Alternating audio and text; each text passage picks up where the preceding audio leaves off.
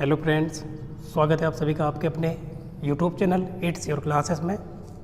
आज हम देखेंगे यूपी डीएलएड के तृतीय सेमेस्टर के पंचम प्रश्न पत्र जो कि है सामाजिक अध्ययन का, जो कि 50 नंबर का पेपर होता है। 2 घंटे टाइम मिलते हैं, जिसमें आपके 15 नंबर के आते हैं केवल बहुविकल्पीय, बाकी 35 नंबर में आपके अति लघुत्तरीय और लघुत्तरीय मिला के आते हैं। तो आज हम इसकी एक मैराथन क्लास देखेंगे, है ना। मैराथन क्लास होगी जिसमें हम, अगर आप इस क्लास को देख के जाते हो एग्जाम में, तो आपके लगभग सभी टाइप के क्वेश्चन कवर हो जाएंगे, चाहे आपके बहुविकल्पीय हों, चाहे अति लघुत्तरीय हों, चाहे लघुत्तरीय हों। इतना डिटेल समझेंगे एक एक क्वेश्चन को कि आप खुद कर ले जाएंगे, ठीक है ना। तो 1-2 बार आप क्लास को अगर देख लेंगे तो एग्जाम में बेटर करके आएंगे। और आपको बता दें कि अगर आपने और भी क्लासेस नहीं देखी देख लें, इसकी जो बहुविकल्पीय वाली एक क्लास पड़ी हुई है, अगर उसको देखेंगे ना तो बहुत ही अच्छा स्कोर आप वहाँ से भी कर सकते हो, बहुत कुछ सीख सकते हैं। तो चलिए देखते हैं क्वेश्चन पहला क्या दिया गया है। संसद के कौन कौन से अंग होते हैं। तो आपको पता होगा कि संसद आर्टिकल नंबर किस में है, संविधान के 79 में है, संसद के बारे में बताया गया है, ठीक है ना। और बात करें अगर कि कितने अंग होते हैं संसद के, तो संसद के 3 अंग होते हैं। कौन कौन? लोकसभा, राज्यसभा और राष्ट्रपति। तो अंग पूछेगा तो 3 होते हैं। अगर यहीं पूछ ले कि संसद के कितने सदन होते हैं ना, तो संसद के सदन 2 होते हैं। कौन कौन? लोकसभा और राज्यसभा। तो लोकसभा और राज्यसभा क्या है? संसद के सदन हैं। जबकि अंग पूछेगा तो इसमें राष्ट्रपति भी शामिल हो जाएंगे। अब अगर बात करें कि संविधान के आर्टिकल नंबर 79 में संसद के बारे में बताया गया है, और अगर राज्यसभा के बारे में बात करें तो आर्टिकल नंबर 80 में बताया गया है, और अगर लोकसभा के बारे में बात करें तो आर्टिकल नंबर 81 में बताया गया है, ठीक है ना। अब इसको आप ट्रिक से याद कर सकते हो। सरला, सा मतलब संसद, रा मतलब राज्यसभा और ला मतलब लोकसभा।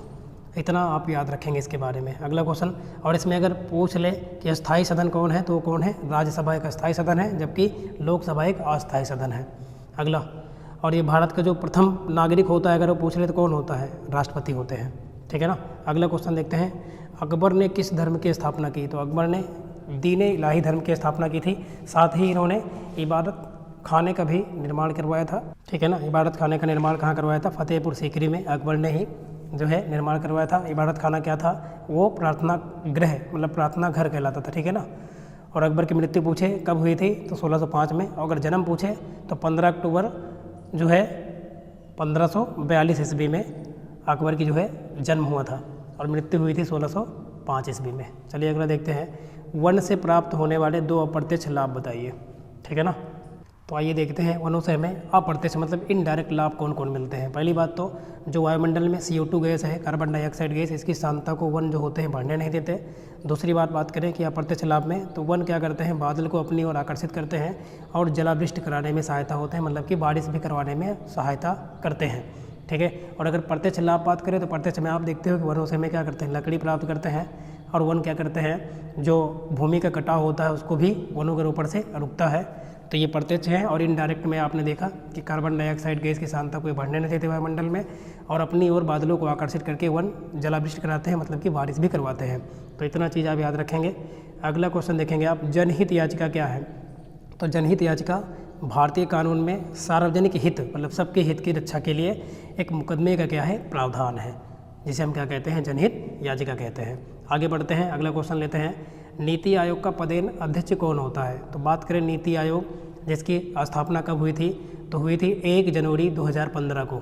नीति आयोग जी है ना, इसकी स्थापना कब हुई थी अगर पूछ ले तो ये पूछ सकता है आपसे एग्जाम में। 1 जनवरी 2015 को हो नीति आयोग की जो है स्थापना हुई थी। और बात करें कि पहले इसका नाम क्या था, तो नीति आयोग को पहले हम योजना आयोग के नाम से जानते थे, ठीक है। और इसका जो पदेन अध्यक्ष होता है वो कौन होते हैं? प्रधानमंत्री, जैसे कि वर्तमान में श्री नरेंद्र मोदी जी हैं। अगला, टैगा प्रदेश में किस प्रकार के वन पाए जाते हैं। तो टैगा प्रदेश में जो वन पाए जाते हैं वो कोणधारी होते हैं। कैसे होते हैं? कोणधारी। अगला, कर की 2 विशेषता बताइए। टैक्स की 2 विशेषताएं क्या हैं। तो कर क्या करता है? किसी विशेष सेवा के लिए लिए जाने वाला शुल्क है, ये इसकी एक विशेषता है। कर क्या होता है? किसी भी सेवा को के बदले में लिए जाने वाला शुल्क क्या कहलाता है? कर है। और अगर बात करें दूसरा, करों से प्राप्त जो आय होती है वो जनता के हित में खर्च की जाती है, ठीक है। अगला क्वेश्चन देखते हैं कि ई बैंकिंग का क्या अर्थ है। ई बैंकिंग, ई का मतलब यहाँ इलेक्ट्रॉनिक होगा। तो ई बैंकिंग से अभिप्राय ऐसे बैंकिंग व्यवसाय से होता है जो इलेक्ट्रॉनिक पद्धति के माध्यम से क्या करता है? कार्य करता है। जैसे कि आजकल आप देख रहे हैं कि फ़ोन पे है ना, गूगल पे, ये सब क्या कर रहे हैं? ई बैंकिंग की तरह काम करते हैं, जिसके लिए इंटरनेट चाहिए, है ना। आप फिर पैसे को एक स्थान से दूसरे स्थान तक बहुत ही आसानी से भेज सकते हैं। तो ई बैंकिंग में क्या होता है, ये ऐसा व्यवसाय हो जो इलेक्ट्रॉनिक पद्धति के माध्यम से क्या होता है, कार्य को करता है, जैसे कि बैंक में हो रहा है। अगला, भूमि विकास बैंक की स्थापना कब हुई, तो 1968 ईस्वी में भूमि विकास बैंक की स्थापना हुई थी। अगला, सहारा मरुस्थल किस महाद्वीप में है, तो आप ये बताएं कमेंट में कितने महाद्वीप हैं। अब हम बता रहे हैं आपको कि ये किस महाद्वीप में स्थित है, तो ये आपको पता होगा सहारा किस में है, अफ्रीका में, ठीक है ना। महाद्वीप में सबसे बड़ा अगर महाद्वीप पूछे तो कौन सा है, एशिया है ना, क्षेत्रफल के आधार पर पूछे तो। उसके बाद चलिए इसके बारे में बात करते हैं। सहारा मरुस्थल क्या है, अफ्रीका के उत्तरी भाग में अटलांटिक महासागर से लाल सागर तक अगर इसकी दूरी पूछे तो कितना किलोमीटर है, 5600 किलोमीटर की लंबाई तक है। और सूडान के उत्तर से एटलस पर्वत के दक्षिण तक 1300 किलोमीटर की चौड़ाई में फैला हुआ है सहारा मरुस्थल, जो कि अफ्रीका महाद्वीप में स्थित है, ठीक है ना। चलिएगा आगे हम देखते हैं, अगला क्वेश्चन लेते हैं। क्वेश्चन को बहुत डिटेल तरीके से समझते हुए आगे बढ़ेंगे, और इसको अगर आप सही से देख के जाते हैं एग्जाम में तो मैं कह सकता हूँ फर्स्ट सेमेस्टर वाले बहुत अच्छा स्कोर करके आए, आप भी करके आएंगे। और आपको बता दें साथ ही कि और भी जो क्लासेस हैं अवेलेबल हैं, उन्हें देख सकते हो। मैथ की मैराथन पड़ी हुई है, कंप्यूटर की बहुत क्लासेस हैं, साइंस की अच्छी सी वीडियो पड़ी हैं, आप देखो और बेहतरीन स्कोर एग्जाम में करके आएंगे आप। अगला देखते हैं, चलिए इसका पोस्टमार्टम करते हैं। भारतीय रिजर्व बैंक की स्थापना कब की गई थी, तो भारतीय रिजर्व बैंक की जो स्थापना हुई थी 1 अप्रैल 1935 को हुई थी। कब हुई थी, 1 अप्रैल 1935 को हुई थी। और अगर बात करें कि ये किस आयोग पर बनी थी, यानी ये बैंक का निर्माण किस आयोग की समिति पर बनाई गई थी, तो उसका नाम था जो है यंग हिल्टन आयोग, है ना। यंग हिल्टन आयोग की सिफारिश पे भारतीय रिजर्व बैंक की स्थापना हुई थी। और ये क्या होता है, इसको हम बैंकों का बैंक कहते हैं, ठीक है ना। तो ये क्या करता है, मौद्रिक नीतियों पर भी यही काम करता है, इसी का नियंत्रण होता है, ठीक है। और बात करें कि इसका राष्ट्रीयकरण कब हुआ था, तो 1 जनवरी 1949 को आरबीआई का राष्ट्रीयकरण हुआ था, रिजर्व बैंक ऑफ इंडिया का राष्ट्रीयकरण हुआ था। तो इतना चीज़ याद रखेंगे। कमेंट में आप ये जरूर बताना, ये याद रखना कि आरबीआई के वर्तमान जो गवर्नर हैं वो कौन है, आप बताएंगे, ये आपको जानकारी होनी चाहिए, पूछ सकता है एग्जाम में। भारतीय रिजर्व बैंक के प्रमुख कार्य बताइए, तो ये क्या क्या कार्य करता है, आइए देखते हैं। यहाँ से क्वेश्चन पक्का है, एक बनेगा, है ना। यह सरकार की ओर से पद मुद्रा का क्या करता है, निर्गमन करता है। दूसरा, यह विनिमय दर में स्थिरता बनाए रखने का भी काम करता है, कौन, रिजर्व बैंक ऑफ इंडिया। ये मुद्रा एवं साख पर भी नियंत्रण करता है। यह बैंकों का क्या है, बैंक है, इसलिए इसको अंतिम ऋणदाता के रूप में ये कार्य करता है। इसे हम क्या कहते हैं, बैंकों का बैंक। यह बैंकों को समाशोधन गृह की सुविधाएं भी क्या करता है, प्रदान करता है। तो इतना चीज़ याद रखेंगे कि आरबीआई की स्थापना 1 अप्रैल 1935 को हुई थी, ठीक है ना। और बात करें कौन सा आयोग था, यंग हिल्टन आयोग, ठीक है ना। उसके बाद बात करें इसका राष्ट्रीयकरण कब हुआ था, तो 1 जनवरी 1949 को हुआ था। और वर्तमान में गवर्नर कौन है, ये आप बताएंगे। अगला, भारत की मौद्रिक नीति का नियंत्रण कौन करता है, तो ये भी कौन करता है, रिजर्व बैंक ऑफ इंडिया, जिसे बैंकों का बैंक कहते हैं। अगला, भारत में विदेशी विनिमय पर नियंत्रण कौन बैंक करता है, तो ये भी भैया कौन सा बैंक होता है, आरबीआई बैंक ही होता है। प्रेरित घास के मैदान कहाँ हैं, तो प्रेरित घास के मैदान कहाँ है, उत्तरी अमेरिका में, ठीक है ना। जबकि लानोज अगर पूछ ले तो कहाँ है, वेनेजुएला में है ना। तो ऐसे आप घास के मैदान भी कई सारे याद रखेंगे, ठीक है, जो कि इंपॉर्टेंट है। प्रेरित कहाँ है, उत्तरी अमेरिका में। चलिए अगला देखते हैं हम, संसार का सबसे बड़ा महाद्वीप कौन सा है, तो संसार का सबसे बड़ा महाद्वीप कौन सा है, एशिया महाद्वीप है, ठीक है ना। चलिए देखते हैं, है ना। तो अगर बात करें कितने महाद्वीप हैं, तो आपको पता होगा 7 महाद्वीप हैं। कौन कौन है, एशिया महाद्वीप है, उसके बाद यूरोप महाद्वीप है, उत्तरी अमेरिका महाद्वीप है, उसके बाद दक्षिणी अमेरिका महाद्वीप है, और अफ्रीका महाद्वीप है, ऑस्ट्रेलिया महाद्वीप है, और अंटार्कटिका महाद्वीप है। तो कितने हैं महाद्वीपों की संख्या पूछ रहे हो, 7। सातों के नाम याद रखना आप। अगला, राष्ट्रपति का कार्यकाल कितने समय तक होता है, तो आप देखते हैं कि 5 वर्ष होता है। और बात करें कि वर्तमान में राष्ट्रपति कौन है, तो आपको पता होगा द्रौपदी मुर्मू जी हैं। अगला, भारत के प्रथम राष्ट्रपति का नाम बताइए, तो भारत के प्रथम राष्ट्रपति कौन थे, डॉक्टर राजेंद्र प्रसाद। वहीं अगर बात करें कि भारत के पहले प्रधानमंत्री कौन थे, तो आपको पता होगा पंडित जवाहरलाल नेहरू जी थे। अगला क्वेश्चन देखेंगे हम, भारत में मुगल वंश की नींव किस शासक द्वारा डाली गई, तो आपको याद होगा कि 21 अप्रैल 1526 ईस्वी को पानीपत का क्या हुआ था, प्रथम युद्ध हुआ था, जिसमें बाबर ने इब्राहिम लोदी को क्या किया था, हराया था, है ना। तो उसी पर बाबर, जो कि कहाँ का था, अफगानिस्तान का था, वो इब्राहिम लोदी को हराने के बाद क्या करता है, भारत में मुगल वंश की नींव डालता है। तो किसने, बाबर ने। कब डाली अगर पूछे तो आप बता दोगे पानीपत के प्रथम युद्ध के दौरान, है ना, जो कि किसके बीच में हुआ था, तो बाबर और इब्राहिम लोदी के बीच में। इसमें इब्राहिम लोदी को बाबर ने ध्वस्त कर दिया था। और इसी दौरान जो बाबर है, इसने किसका प्रयोग किया था, तोप खानों का। सबसे पहले अगर बात करें कि तोप खानों का प्रयोग किसने किया, तोपों का, तो वो किया था मुगल वंश के, है ना, शासक ने, जो कि बाबर था। अगला, चौसा का युद्ध किसके मध्य हुआ, तो चौसा का जो युद्ध हुआ था हुमायूं और शेर शाह के बीच में हुआ था। शेर शाह के बचपन का नाम अगर पूछे तो क्या है, फरीद। ठीक है ना। आगे बढ़ते हैं, अगला क्वेश्चन लेते हैं। अकबर के कार्यकाल में है ना आमिल का क्या कार्य होता था? आमिल का कार्य क्या था? तो आमिल जो होते थे अकबर के कार्यकाल में, उनको कहते थे जो राजस्व की क्या करते थे, वसूली किया करते थे। अगला, जहांगीर द्वारा लिखी गई आत्मकथा का नाम, आत्मकथा स्वयं के द्वारा लिखी जाती है अपने बारे में, तो इसको कहते हैं तुजुके जहांगीरी। ठीक है, जिसको जहांगीर ने खुद लिखा था। और बात करें बाबर की आत्मकथा पूछ लेता है तो कौन है, तुजुके बाबरी, है ना। तुजुके बाबरी नहीं भाई, बाबरनामा है। बाबर की जो आत्मकथा है उसका नाम क्या है, बाबरनामा है, सॉरी। ठीक है ना, जो कि बाबर ने खुद लिखी है। अगला देखते हैं हम, अगला क्वेश्चन लेते हैं। ये क्वेश्चन रहा कि बाबर का जन्म कब हुआ था? तो बाबर का जन्म कब हुआ था? तो ये हुआ था 14 फरवरी 1483 ईस्वी में। कहाँ हुआ था? तो अफगानिस्तान में। ठीक है ना। चलिए आगे हम देखते हैं, पानीपत का प्रथम युद्ध कब और किसके बीच हुआ? तो अभी हमने आपको बता दिया था कि 21 अप्रैल 1526 ईस्वी को इब्राहिम लोदी और बाबर के बीच में युद्ध हुआ, जिसमें बाबर क्या हुआ था, विजयी हुआ था। अगला, खानवा का युद्ध कब और किसके बीच हुआ? तो खानवा का युद्ध 1527 ईस्वी में महाराणा सांगा और बाबर के बीच में हुआ था। ठीक है ना। तो जिसमें बाबर विजयी हुआ था और इसमें गाजी की उपाधि इसको मिली थी। तो बाबर को अगर पूछ ले किस युद्ध के दौरान गाजी की उपाधि मिली, तो खानवा के युद्ध जो कि हुआ था 1527 ईस्वी में राणा सांगा और बाबर के बीच में। अगला, चंदेरी का युद्ध कब और किसके बीच हुआ? तो चंदेरी का युद्ध हुआ था 29 जनवरी 1528 ईस्वी को, जो कि हुआ था बाबर और मेदिनी राय के बीच। इसमें भी बाबर ही विजयी हुआ था, है ना। तो बाबर जो है लगातार 4 युद्ध किया था, 26, 27, 28 और 29 में, चारों में बाबर ही विजयी हुआ था। ठीक है, ये जरूर याद रखना कि बाबर को गाजी की उपाधि किस युद्ध के बाद मिली? तो ये थी गाजी की उपाधि जो कि मिली थी खानवा के युद्ध के बाद, जो कि बाबर और राणा सांगा के बीच में हुआ था। ठीक है, अगला क्वेश्चन लेते हैं। नेक्स्ट क्वेश्चन ये रहा, रेगुलेटिंग एक्ट के 2 दोष लिखे। तो रेगुलेटिंग एक्ट कब आया था? 1773 ईस्वी में आया था, आपको पता है। इसके दोष क्या थे? तो इसमें गवर्नर जनरल का परिषद की दया पर निर्भर होना, मतलब जो किसके दया पर निर्भर हुआ करते थे इसमें? तो गवर्नर जनरल का जो परिषद होता है उसकी दया पर लोग निर्भर होते थे। अगला, सर्वोच्च न्यायालय का अस्पष्ट क्षेत्राधिकार था, किसमें? रेगुलेटिंग एक्ट में। अगला, लॉर्ड क्लाइव की 2 उपलब्धियाँ बताएं। लॉर्ड तो इसको हम कहेंगे नहीं, क्लाइव ही बोलेंगे, है ना। तो ये क्या था? ये यहाँ पे आरकाट की विजय तथा ईस्ट इंडिया कंपनी की शक्ति को बढ़ाना। और आपको पता है ईस्ट इंडिया कंपनी की स्थापना कब हुई थी? 1600 ईस्वी में, है ना। ये पूछ सकते हैं आपसे।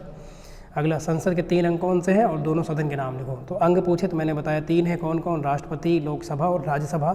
जबकि अगर सदन पूछे तो केवल लोकसभा और राज्यसभा है, जिसमें एक उच्च है और एक निम्न सदन है। अगला क्वेश्चन देखेंगे हम, धात्विक पदार्थ के 2 उदाहरण बताइए। तो ऐसे पदार्थ जो धात्विक होते हैं, पहला लोहा, इसमें धातु का गुण पाया जाता है। तांबा, टिन, जस्ता, सीसा, चांदी, सोना। इसमें सोना क्या होता है? सबसे ज़्यादा इसमें की जो चालकता होती है ये होती है। तो चलिए ये सब हो गए। टुंड्रा प्रदेश में चलने वाली बर्फीली हवाओं को क्या कहते हैं? तो याद रखना, उत्तरी ध्रुव से आने वाली जो ठंडी हवाएं होती हैं ये टुंड्रा प्रदेश से चलती हैं। इनको पुर्गा कहते हैं या फिर बिलजार्ड कहते हैं। अजीब सा नाम है, पुर्गा तथा बिलजार्ड कहते हैं। अगला, स्थल मार्ग किसे कहते हैं? अच्छा सवाल है, क्वेश्चन है, मतलब सवाल नहीं। तो ज़मीन पर जो बने रास्ते होते हैं ना, उनको हम कहते हैं स्थल मार्ग। अगला देखो, ये क्वेश्चन इंपॉर्टेंट है, मरुस्थलीय प्रदेश किसे कहते हैं? तो मरुस्थलीय या फिर रेगिस्तान ऐसे भौगोलिक क्षेत्रों को कहा जाता है जहाँ जलपात, मतलब कि वर्षा और हिमपात का योग, है ना, अन्य क्षेत्रों की अपेक्षा क्या होता है? काफ़ी कम होता है। तो मरुस्थलीय प्रदेश वो प्रदेश होते हैं जैसे कि रेगिस्तान की तरह ये होते हैं, इनको हम कहते हैं जहाँ पर वर्षा और हिमपात बहुत ही कम मात्रा में होता है। चलिए आगे बढ़ते हैं। अगला क्वेश्चन, राजस्व का अर्थ बताइए। अब भैया ये क्वेश्चन इंपॉर्टेंट है, देखो पूछे गए 18 में। राजस्व शब्द जो है ये संस्कृत भाषा के 2 शब्दों, 2 अक्षरों राजन और स्व से बना हो, मिलकर बना है, जिसका अर्थ क्या होता है? राजा का धन। क्या होता है? राजा का, राजन मतलब राजा, स्व मतलब यहाँ पे धन। तो राजा का धन, अतः सरकारी आय व्यय एवं उससे संबंधित क्रियाओं का अध्ययन क्या कहलाता है? राजस्व कहलाता है। तो राजस्व में हम क्या करते हैं? सरकारी आय और व्यय और उनसे संबंधित क्रियाओं का अध्ययन करते हैं, ये कहलाता है राजस्व। अगला, डेबिट कार्ड और क्रेडिट कार्ड में अंतर बताइए। तो डेबिट कार्ड क्या करता है? बैंक के ग्राहक को उसकी बैंक में जमा राशि के बदले में जारी किया जाता है, ठीक है ना। मतलब जो आप पैसा जमा करते हैं उसके आधार पे आपको जो है डेबिट कार्ड दिया जाता है, आप उसको निकाल के यूज़ कर सकते हैं।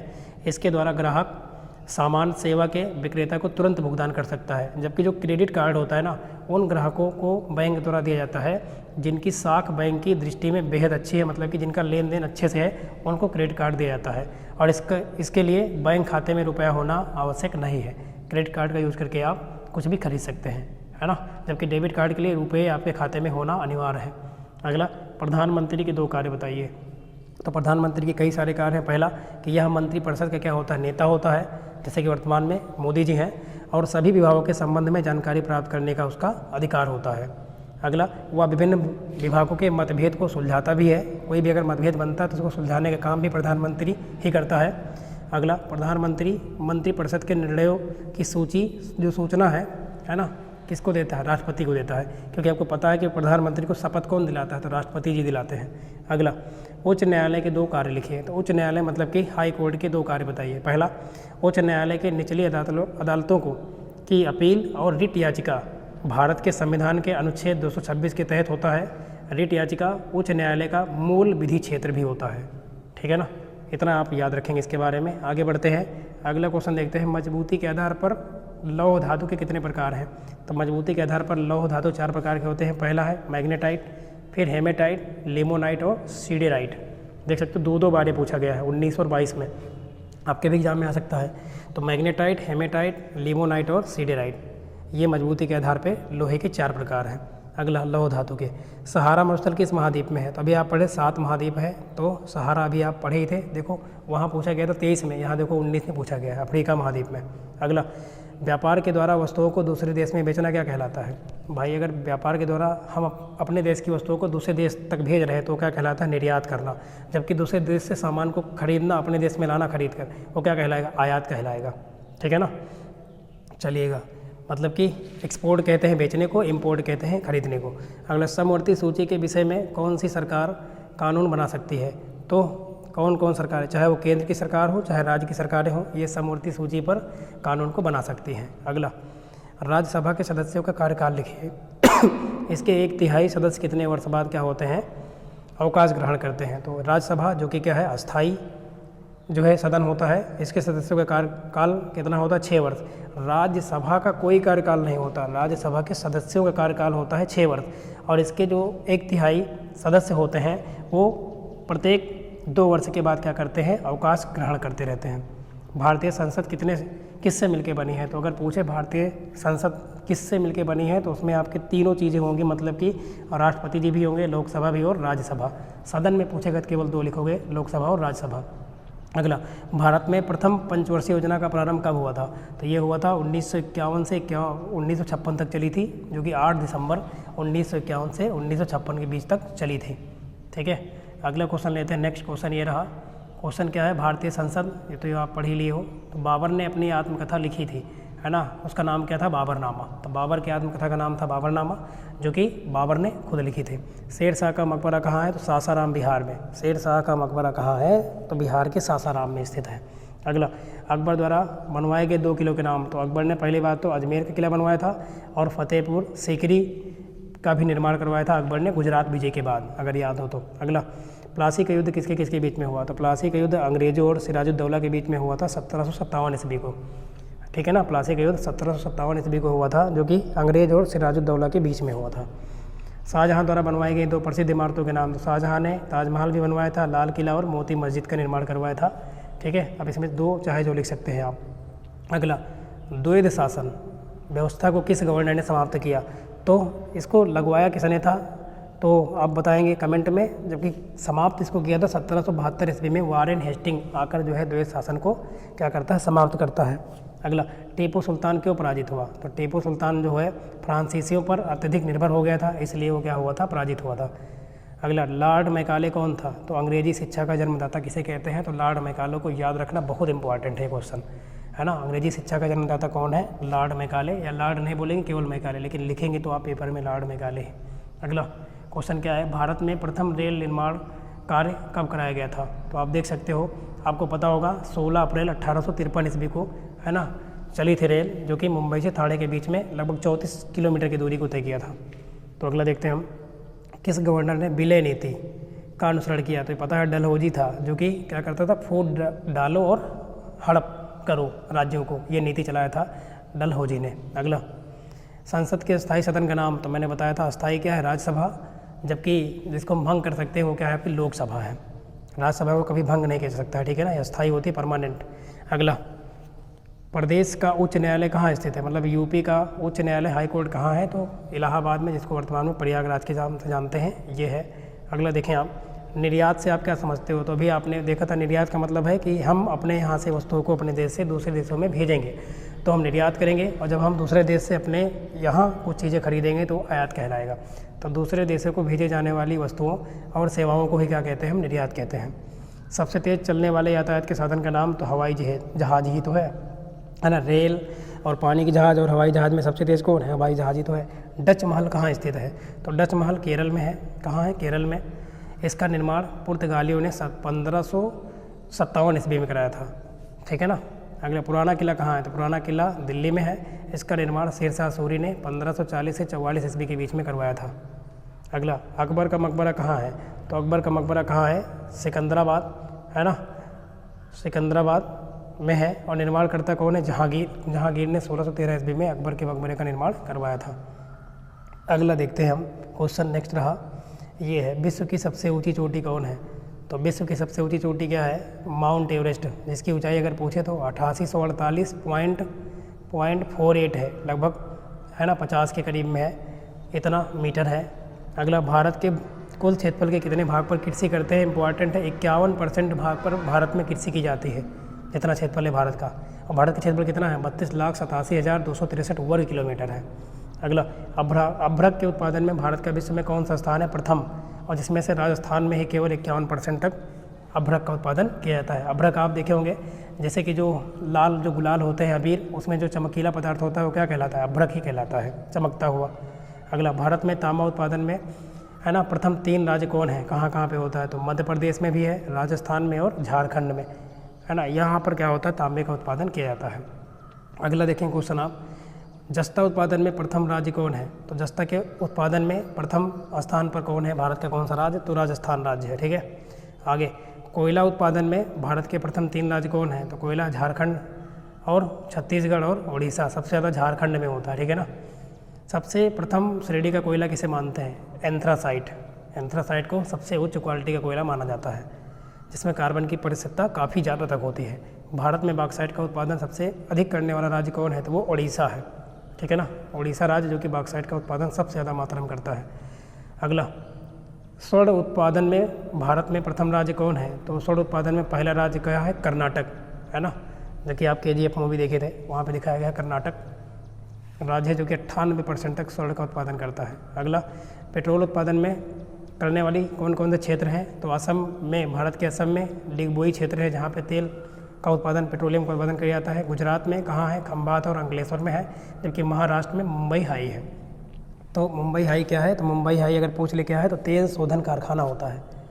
आगे हम बढ़ते हैं और अगला क्वेश्चन लेते हैं बिना देरी किए हुए।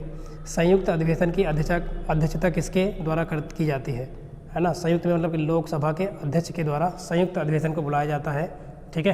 अगला, क्या धन विधेयक के संबंध में लोकसभा का अंतिम निर्णय होता है, तो आप कहेंगे बिल्कुल हाँ।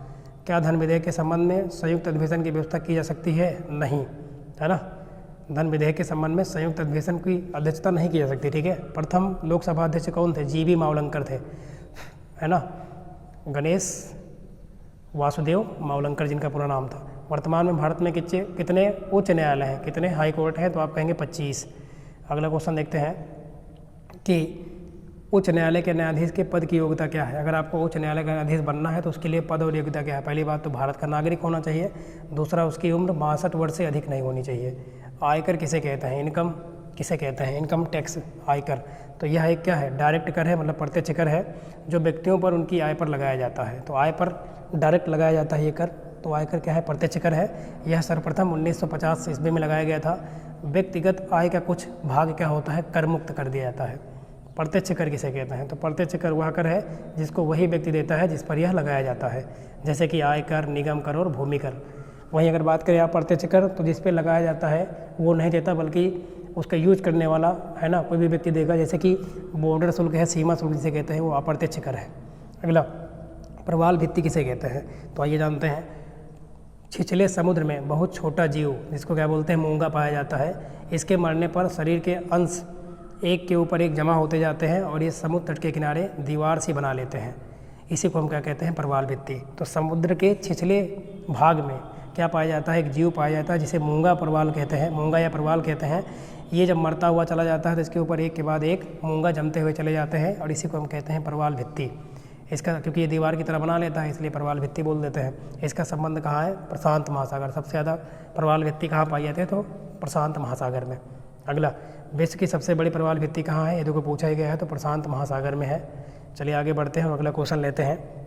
क्वेश्चन है मर्रे और डार्लिंग नदियाँ कहाँ पे बहती हैं, तो मर्रे और मर्रे रहेगा, मर्रे और डार्लिंग जो नदियाँ हैं ये ऑस्ट्रेलिया में बहती हैं, इनका फ्लो ऑस्ट्रेलिया में होता है।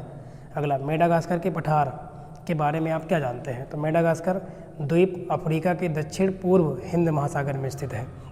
कहाँ स्थित अगर पूछे तो दक्षिण पूर्व हिंद महासागर में स्थित है। इस द्वीप के मध्यवर्ती भाग क्या है, पठारी है, जिसको हम क्या कहते हैं, मेडागास्कर पठार कहते हैं। टैगा वन किसे कहते हैं, आप अभी पढ़े थे, है ना, त्रिकोणीय होते हैं। तो यहाँ पे हम देखते हैं टैगा वन वो सदाबहार, इनको हम सदाबहार भी वन कहते हैं। इन वन के वृक्षों की पत्तियाँ क्या होती हैं, नुकीली होती हैं। ठीक है। अगला क्वेश्चन देखो, टुंड्रा वन किसे कहते हैं, तो टुंड्रा वन क्या होते हैं, जो कि हमेशा बर्फ से क्या होते हैं, बर्फ से ढके होते हैं। टुंड्रा वन हमेशा बर्फ से ढके होते हैं। गर्मी में यहाँ मॉस तथा लाइकेन उगते हैं। लाइकेन क्या है, कवक और शैवाल का सहजीवी होता है। भारत का सबसे ऊंचा पर्वत शिखर कौन है, तो माउंट K2, जिसको गॉडविन ऑस्टिन के नाम से जानते हैं, जिसकी ऊंचाई कितना है, 8611 मीटर है। हिमालय पर्वत दुनिया का सबसे ऊंचा पर्वत है, कौन, माउंट K2, जो कि गॉडविन ऑस्टिन के नाम से जिसको हम जानते हैं, इसकी ऊंचाई 8611 मीटर है। जो हिमालय है हमारा पर्वत, उसी की चोटी है ये, और ये दुनिया की सबसे ऊंचा पर्वत है। अगला, भारत में संचार के 2 साधन बताओ, तो पहला बात समाचार पत्र और दूरदर्शन के द्वारा हम क्या करते हैं, संचार कर सकते हैं, कम्युनिकेशन कर सकते हैं। अगला, राज्यसभा और लोकसभा के सदस्यों की आयु कितनी होती है, राज्यसभा के अगर सदस्यों की आयु देखा जाए तो 30 वर्ष या फिर इससे अधिक होती है, जबकि लोकसभा का अगर आपको सदस्य बनना है तो कम से कम 25 वर्ष होनी चाहिए या फिर इससे अधिक होनी चाहिए। संसद का कौन सा सदन अस्थायी होता है जिसको भंग नहीं कह सकता, तो मैंने आपको पहले ही बताया था, राज्यसभा, जो कि आर्टिकल नंबर संविधान के 80 में बताया गया है इसके बारे में। ठीक है। अगला क्वेश्चन देखेंगे आप, प्रथम पंचवर्षीय योजना की अवधि कब हुई, कब से कब तक है, तो 1951 से 56 तक चली थी, लेकिन अगर पूरी डेट पूछे तो 1 अप्रैल 1951 से 1956 तक चली थी। भारत की कौन सी पंचवर्षीय योजना 1 वर्ष पूर्व ही समाप्त हो गई थी, तो 5वीं पंचवर्षीय योजना थी, जो कि 4 वर्ष तक चली थी। अगला, एशिया में विश्व का सबसे ऊंचा पर्वत कौन है, तो माउंट एवरेस्ट है। पंपास कहाँ पाए जाते हैं, तो पंपास कहाँ है, घास के मैदान है, दक्षिणी अमेरिका, जो कि अर्जेंटीना में है, यहाँ पाए जाते हैं। और अभी आपने एक और पढ़ा था पीछे, है ना, कौन सा पढ़ा था, कि वहाँ पे प्रेरीज घास के मैदान, जो कि कहाँ था, उत्तरी अमेरिका में। अगला, तो एशिया में विश्व का सबसे अधिक जनसंख्या वाला देश कौन है, तो वो अब वर्तमान में भारत हो गया है। ठीक है ना, सबसे ज़्यादा, और पहले अभी तक कौन था, चीन था। विश्व में सबसे गहरी झील का नाम बताओ, तो बैकाल झील, जो कि तुर्की में है, सबसे ज़्यादा इसकी लवणता पाई जाती है, काफ़ी गहरी झील है ना। अगला देखते हैं हम, एशिया में विश्व का सबसे ऊंचा पठार कौन है, तो एशिया में सबसे ऊंचा पठार तिब्बत में है, जो कि जिसे हम पामीर का पठार कहते हैं। यूरोप को प्रायद्वीपों का महाद्वीप क्यों कहते हैं, क्योंकि यूरोप जो होता है 3 ओर से क्या है, सागरों द्वारा घिरा हुआ है ना। प्रायद्वीप का मतलब है वह स्थान जो 3 ओर से पानी से घिरा हुआ हो, अभी सागर से घिरा है यूरोप 3 ओर से, इसलिए इसको हम प्रायद्वीपों के क्या कहते हैं, महाद्वीप कहते हैं। यूरोप के खेल का मैदान कहाँ है, तो स्विट्जरलैंड। यूरोप का भारत किसे कहते हैं, तो इटली को यूरोप का भारत कहते हैं। अगला क्वेश्चन देखेंगे हम, है ना, जल संसाधन से आप क्या समझते हैं, तो जल संसाधन जल के वे स्रोत है जो मनुष्यों के लिए क्या होते हैं, बहुत ही उपयोगी होते हैं। अधिकांशतः लोगों को जीवन हेतु ताज़े जल की आवश्यकता होती है, तो जल की उपस्थिति के कारण ही पृथ्वी पर क्या है, जीवन संभव है। जल एक अक्षय प्राकृतिक संसाधन है। जल का उपयोग कृषि, प्रौद्योगिकी, घरेलू और मनोरंजन के लिए और पर्यावरणीय गतिविधियों के लिए होता है, इसलिए, है ना, जल संसाधन का मतलब समझ में आ गया, है ना। जनपद स्तर पर कौन कौन से न्यायालय होते हैं, तो जनपद स्तर पर अधीनस्थ न्यायालय होते हैं। इनमें एक जिला न्यायाधीश का न्यायालय और दूसरा मुंसिफ न्यायाधीश का न्यायालय होता है। किस स्तर पर, जिला स्तर पर। लेकिन जो होता है, यदि जिला स्तर पर देखा जाए तो 6 प्रकार के न्यायालय दृष्टिगोचर होते हैं। पहला जैसे कि फौजदारी, दीवानी, भू राजस्व, विवाह और उपभोक्ता न्यायालय। अगला क्वेश्चन देखो, महाद्वीप किसे कहते हैं, तो महाद्वीप एक विस्तृत भूभाग पर फैलाव है, काफ़ी दूर तक भूमि पर फैलाव है, भाग है जो पृथ्वी के पर समुद्र से अलग दिखाई देता है, जो कि पृथ्वी पर समुद्र से क्या होता है, अलग सा दिखाई देता है। महाद्वीप को व्यक्त करने का कोई स्पष्ट मापदंड नहीं है। अलग अलग सभ्यताओं और वैज्ञानिकों ने महाद्वीप की अलग अलग परिभाषा दी है। पर आम राय यह है कि एक महाद्वीप धरती पर बहुत बड़ा विस्तृत क्षेत्र होता है। तो धरती पर एक बहुत बड़े विस्तृत क्षेत्र को क्या कहते हैं, हम महाद्वीप कहते हैं। अगला क्वेश्चन देखो, परंपरागत और गैर परंपरागत ऊर्जा के बारे में बताना है। इम्पॉर्टेंट है, बहुत ही ज़्यादा इम्पॉर्टेंट है। तो परंपरागत ऊर्जा के स्रोत वे स्रोत हैं जिनका उपयोग पहले से ही किया जा रहा है, मतलब एक पीढ़ी से दूसरी पीढ़ी में। ईंधन, जीवाश्मी ईंधन परंपरागत ऊर्जा के क्या है, स्रोत हैं।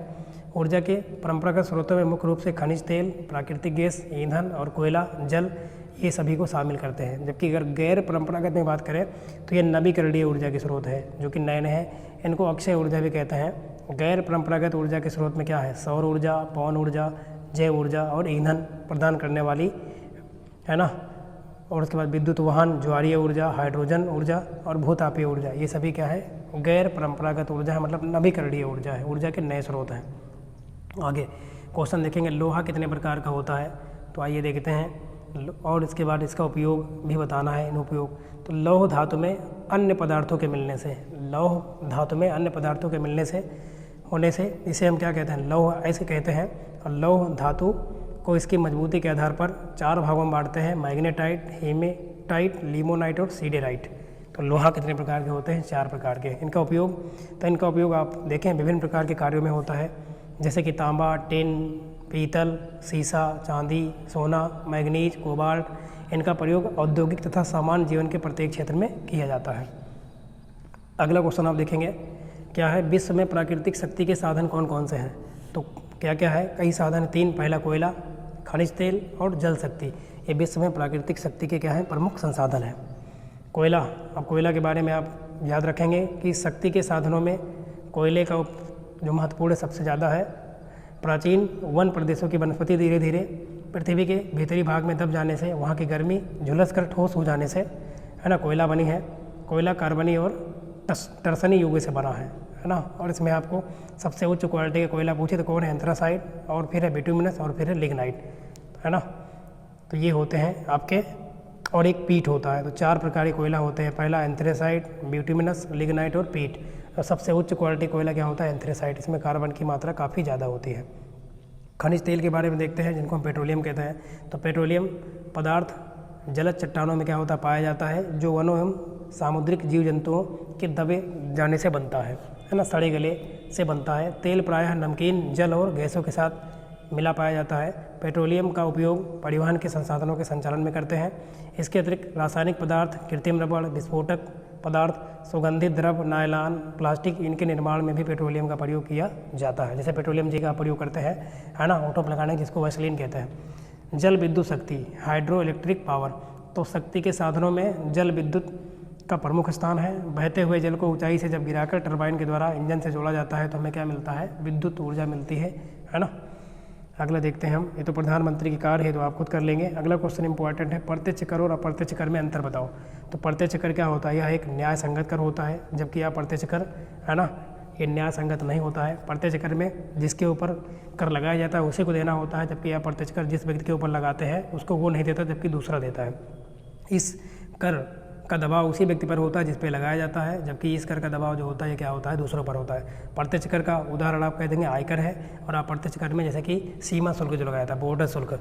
अगला प्रत्यक्ष कर का, इन करों का भुगतान करदाता सीधे राजकोष में करता है क्योंकि उसे खुद जमा करना होता है, जबकि ये कर क्या होता है, ऐसी वस्तुओं पर लगाया जाता है, मतलब अलग प्रकार की वस्तुओं पर लगाते हैं, इसका भुगतान सीधे राजकोष में नहीं हो पाता है। उदाहरण के लिए आयकर, निगम कर ये है प्रत्यक्ष कर, और मनोरंजन कर, व्यापार कर और उत्पादन कर ये कैसे हैं, अप्रत्यक्ष कर हैं, इनडायरेक्ट कर हैं। अगला देखो, महाद्वीप किसे कहते हैं। तो महाद्वीप पृथ्वी की संरचना से पूर्व, मतलब 200 करोड़ वर्ष पहले पृथ्वी एक महाद्वीप था जिसे पेंजिया कहा जाता था। क्या कहते थे, पेंजिया के नाम से जानते थे। पृथ्वी के अंदर की प्लेट के खिसकाव को से धरातल के ऊंचे उठे हुए भाग को हम क्या कहते हैं, महाद्वीप। पृथ्वी के अंदर की प्लेट के खिसकाव से धरातल के ऊंचे उठे हुए भाग क्या कहलाते हैं, महाद्वीप कहलाते हैं, जो कि आज प्रेजेंट में कितने हैं, 7। कौन कौन, एशिया महाद्वीप, यूरोप महाद्वीप, उत्तरी अमेरिका, दक्षिणी अमेरिका, अफ्रीका महाद्वीप और ऑस्ट्रेलिया महाद्वीप और अंटार्कटिका महाद्वीप। तो 7 महाद्वीप हैं, इनको याद रखेंगे, पूछता है जरूर महाद्वीप से क्वेश्चन। अगला और लास्ट क्वेश्चन हमने लिया है, भारत में पाए जाने वाले खनिज पदार्थों का वर्णन कीजिए। तो भारत में पहली बात तो इनको 3 भागों में बांटा गया है, धात्विक खनिज, है ना। तो धात्विक खनिज में क्या क्या आते हैं, जैसे कि लोहा, तांबा, टिन, जस्ता, सीसा, ये सभी क्या है जिनमें धात्विक गुण पाया जाता है, धातु का गुण पाया जाता है। ये धात्विक खनिज को 2 भागों में बांटते हैं फिर, लौह और अलोह। तो इसमें क्या है, लौह में जैसे कि लोहा है, मैग्नीज है, कोबाल्ट है, ये लौह धात्विक खनिज है। और अलोह की बात करें तो जैसे कि इसमें तांबा है, सीसा है, जस्ता, सोना, चांदी, ये अलोह धात्विक खनिज है। जबकि दूसरा प्रकार क्या है, अधात्विक खनिज। तो धात्विक में 2 प्रकार है, आपने पढ़ा। अधात्विक में जैसे कि गंधक है, जिप्सम है, एस्बेस्टेस है, ये अधात्विक खनिज है। जबकि खनिज ईंधन में बात करें तीसरा प्रकार, जो कोयला है, पेट्रोलियम है, प्राकृतिक गैस है और अणु आदि, ये सभी क्या है, खनिज ईंधन है। तो कितने भागों में बांटते हैं खनिज पदार्थों को, 3 पार्टों में बांटते हैं, ठीक है ना। तो इस लगभग 40 मिनट के अंदर ही क्लास हमने कवर कर लिया है और इससे आपके लगभग क्वेश्चन आपके कवर हो जाएंगे एग्जाम में, एक बेहतरीन स्कोर आप करके आएंगे। तो यहीं तक क्लास को रखते हैं। वीडियो देखने के लिए आप सभी का बहुत बहुत धन्यवाद। अगर आपको वीडियो पसंद आया हो तो प्लीज़ यार, मेहनत बहुत लगती है, लाइक कर देना, कमेंट कर देना, अपने दोस्तों तक शेयर भी कर देना, ठीक है, और सब्सक्राइब कर लेना यदि अच्छा लगे क्लास तो। धन्यवाद आप सभी का फिर से।